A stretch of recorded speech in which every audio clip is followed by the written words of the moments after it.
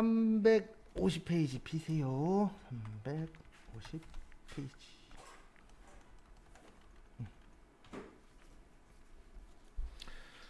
350페이지 보시면 종합소득 과세 표준에 모여 계산. 그래서 거기 밑에 보시면 인적공제라고 있으실 거예요. 무슨 공제요? 인적공제. 여기에서 좀 중요한 게 있습니다. 일단 인적공제 첫 번째가 기본공제예요. 거기에다 밑줄 좀 쳐주세요. 가족수의 1인당 얼마요? 150만원. 거기 기본공제 첫 번째 줄 끝쪽에 있어요.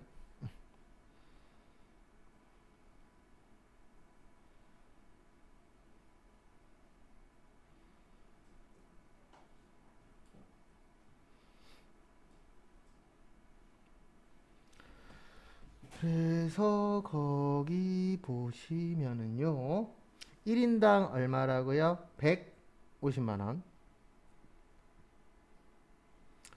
그 다음에 앞에 보시면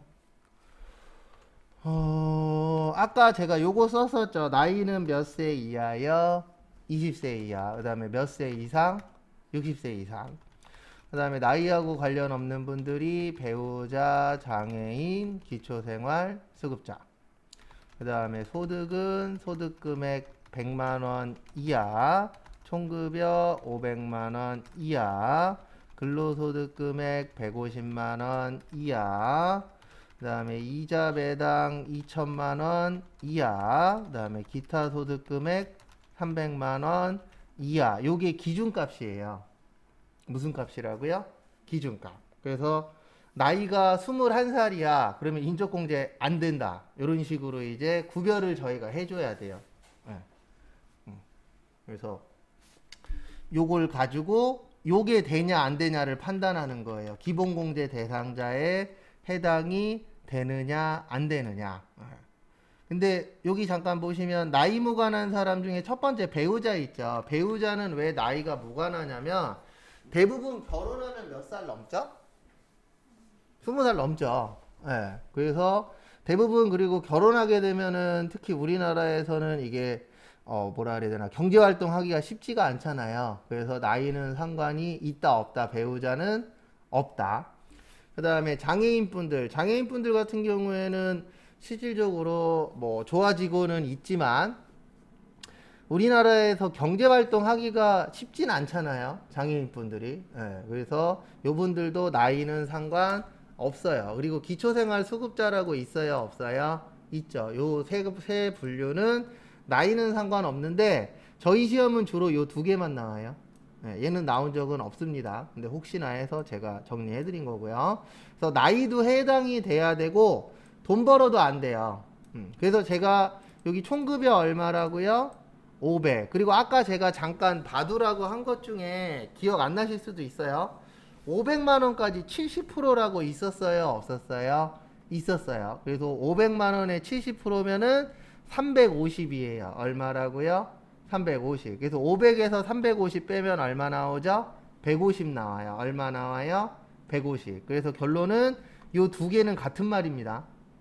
근데 이제 급여라는 게 월급이잖아요. 월급으로 봤을 때는 1년에 얼마까지?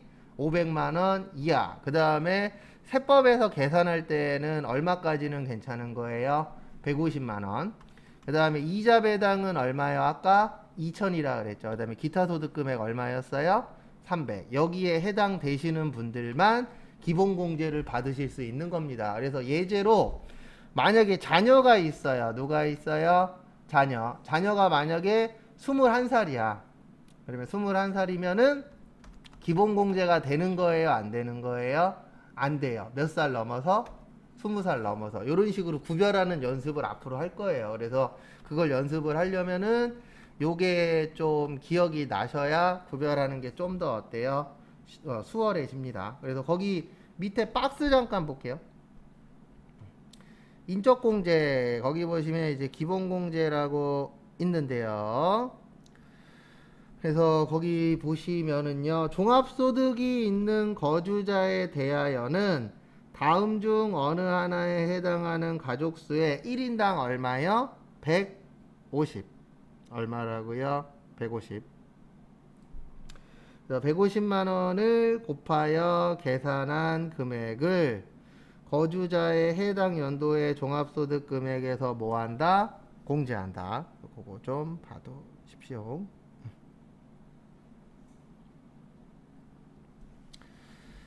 다음에 거기 보시면은요. 거기 보시면 본인은 상관없어요. 본인은 무조건 되는 겁니다. 왜냐하면 내 거 신고하는 거잖아요. 그래서 본인은 다 돼요. 거기 보시면. 그 다음에 배우자 공제 보시면 배우자는 나이 상관 있다 없다? 없다. 그 다음에 돈은 버시면 안 돼요. 그래서 소득 요건에 보시면 동그라미 되어 있죠. 그게 무슨 뜻이냐면은 돈은 벌면 기본공제 대상자에서 빠진다는 뜻이에요. 그 다음에 주민등록 동거 따로 살고 있어도 상관은 없습니다. 배우자로만 올라가 있으면. 그리고 하나 아셔야 되는 게 우리나라는 사실혼이에요, 법률혼이에요? 우리나라는 법률혼이에요. 뭐라고요? 법률혼. 사실혼 아니에요. 사실혼이 이거 얘기하는 거예요. 동거. 그래서 우리나라는 실제 누구랑 살고 있냐 보다는 법에서는 법률적으로 혼인관계냐 요게 더 중요합니다. 그래서 사실혼도 인정을 받을 수는 있는데 인정받으려면은 이제 좀 법적인 다툼이 좀 있다라고 해요. 그래서 일반적으로 우리나라는 무슨 혼이에요? 법률혼이에요. 그래서 법적으로 혼인신고가 되어 있어야만 공제를 받을 수가 있습니다. 그 다음에 거기 직계존속이라고 있어요. 무슨 존속이요? 직계존속. 직계존속이 누구예요? 직계존속이 부모님이에요. 누구요? 부모님. 할아버지도 돼요. 네, 증조할아버지도 됩니다. 근데 뭐 일반적으로 증조할아버지까지 살아있으실지 모르겠지만 일단 가능해요. 직계존속. 근데 직계존속은 몇 세 이상이셔야 돼요? 60세 이상이셔야 돼요. 왜냐면 아까 20세 이하 60세 이상이라 그랬잖아요. 그래서 부모님이 공제를 받으시려면 몇 세보다 많으셔야 돼요? 60세 이상이셔야 돼요.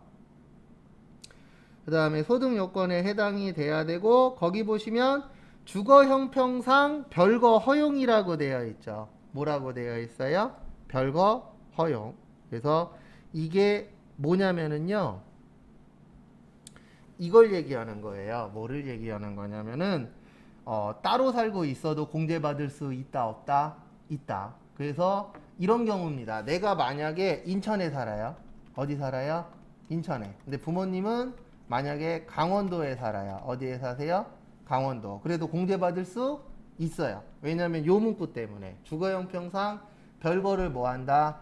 허용한다. 이게 무슨 뜻이냐면 따로 살아도 상관 있다 없다? 없다. 근데 요건 좀 써주세요. 거기 직계존속에다가 뭐라고 쓰시냐면 이민은 안 돼요.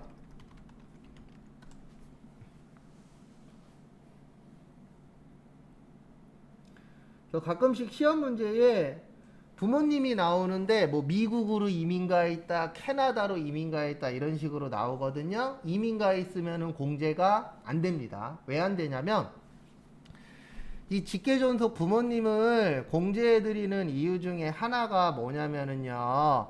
부모님 관련돼서 용돈이나 부양을 하라는 뜻으로 공제를 해주는 거거든요. 근데 이민 가 계시면 외국에 있기 때문에 부양을 할 수가 있다라고 보는 거예요? 없다라고 보는 거예요? 없다라고 보는 거예요. 참고로 요거는 교재에는 없고 시험 문제에만 있어요. 네, 시험 문제 한 3번 정도 출제가 됐었습니다. 그래서 이민 가 계신 분은 안 된다라는 거 참고하시고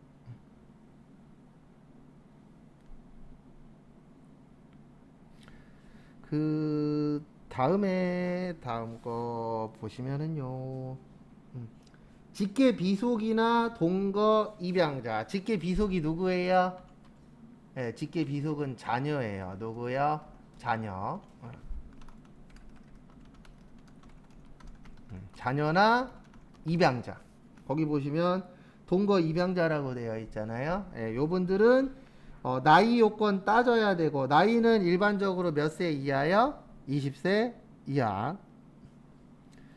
그 다음에 돈 버냐 안 버냐도 따져봐야 돼요.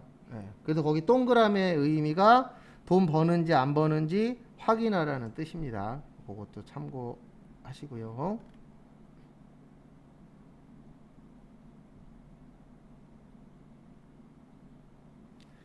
그 다음에 장애인 직계비속의 장애인 배우자. 그래서 장애인 분들도 공제받을 수 있는데 장애인 분들은 나이 상관 있다 없다? 없다. 근데 돈 버시면 안 돼요. 그 뜻이에요. 동그라미의 뜻은 형제자매가 가장 뭐라 그래야 되나 타이트해요. 그래서 형제자매는 거기 보시는 것처럼 20세 이하, 그 다음에 몇 세 이상이요? 60세 이상. 그 다음에 소득도 봐야 돼요. 돈 버느냐 안 버느냐. 그리고 이분들은 꼭 동거하고 있어야 돼요. 같이 살고 있어야 돼요. 누구는요? 형제자매는. 근데 왜 이렇게 타이트하게 되어 있냐면 만약에 이렇게 안 해놓으면 사람들이 거짓으로 형제자매랑 같이 살고 있다 이런 식으로 장난칠 수도 있어요 없어요? 있죠. 그래서 형제자매는 모든 요건에 다 해당이 돼야 돼요. 나이도 해당돼야 되고 돈도 벌면 안 되고 그 다음에 같이 살고 있는 것까지 해결이 돼야 됩니다. 그리고 그 같이 살고 있냐 같이 안 살고 있냐로 가장 보기 좋은 거는 주민등록상에 같이 올라가 있느냐. 그래서 거기 보시면 주민등록 동거라고 되어 있어요. 표에 보시면 뭐라고 되어 계세요? 주민등록 동거라고 있어요 없어요? 있죠.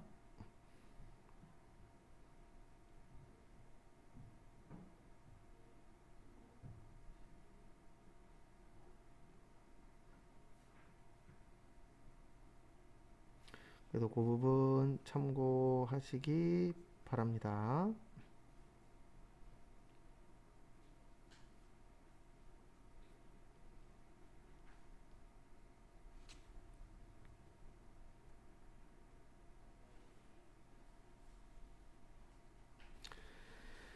그 다음에 다음 거 보시면은요. 351페이지 공제요건 적용 순서라고 있으세요. 그래서 거기 보시면 생계요건 기본공제 대상자가 되려면 거기에다 밑줄 치세요. 주민등록표상의 동거가족. 그래서 우리 연말정산할 때 필수 서류 중에 하나가 뭐예요? 주민등록 등본이에요.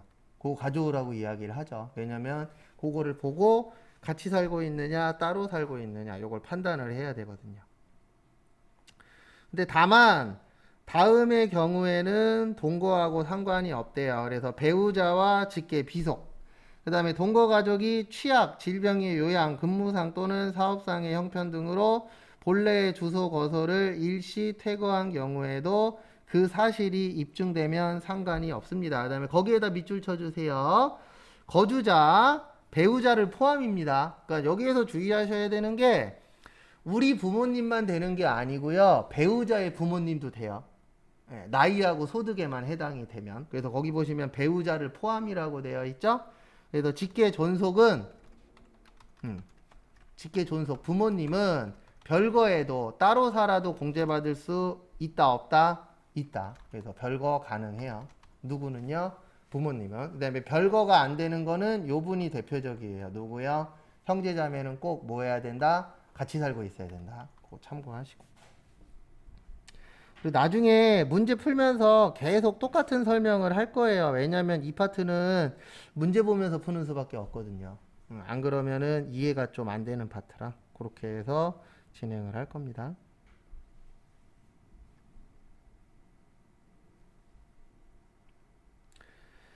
그 다음에 거기 보시면 연령 요건, 연령 요건은 20세 이하 몇 세 이상이라고요? 60세 이상. 그 다음에 소득 요건은 제가 아까 적어드린 것처럼 요 소득을 외우셔야 돼요. 요게 소득 요건이고 여기가 무슨 요건이에요? 연령 요건이에요. 네, 그래서 요거는 나중에 외워서 문제 푸는데 써먹을 거고요. 그 다음에 2번에다 별표 하나만 쳐주세요. 거기 보시면 공제 대상 여부의 판정 시기.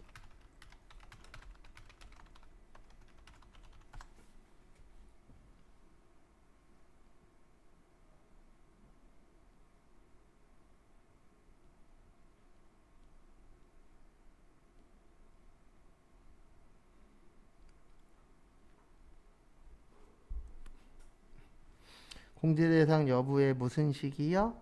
판정 시기.